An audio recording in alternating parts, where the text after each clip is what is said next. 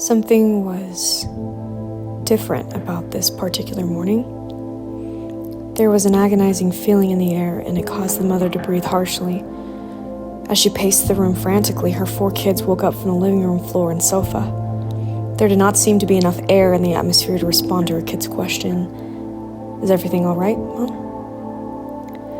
Once walking out to the front porch, there was first shock, then realization, then pain, then tears. Where the sun usually supported a feeling of warmth and relief, this morning shone on a feeling of misery and heartache. The gifts the world once had to offer became more as cursed reminders of a life where a loved one no longer was. The mother came inside to deliver the heart-wrenching news to her children. Their father was now gone. He had been killed in a hit-and-run accident, and he wasn't coming back home that day. The tears that so freely flowed out of the mother's eyes transitioned their way to the kids. As they embraced each other in sobs, they came to find that the sunshine seeping through the windows was darker than anything they had ever seen before. This darkness proceeded to fill their home and their minds. The flowers up front lost their color, and the paint on the walls began to fade.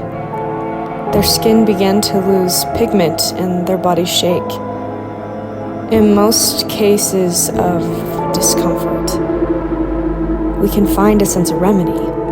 When the body is famished, we feed it. When it thirsts, we give it drink. When it's cold, we find it warmth. And when it's hot, we cool it down. In all of these scenarios, we are overcome with a feeling of satisfaction, a satisfaction that comes from repairing that which is out of sorts, out of comfort. On this dreadful and weary morning, there was absolutely nothing under the dark sun that would accomplish such results. This was a sunny morning that would defy any and all remedies. Everything that nature had before offered as an element of joy and completion turned into an undesired chore that morning. What nature, with life, had to offer them was not appreciated nor wanted. What nature was giving them was the tools to keep them alive during that dark and sunny morning, and quite frankly, they didn't want it. They did not appreciate the attempts of the world to keep them moving on with the daily routine, with the daily pattern of living.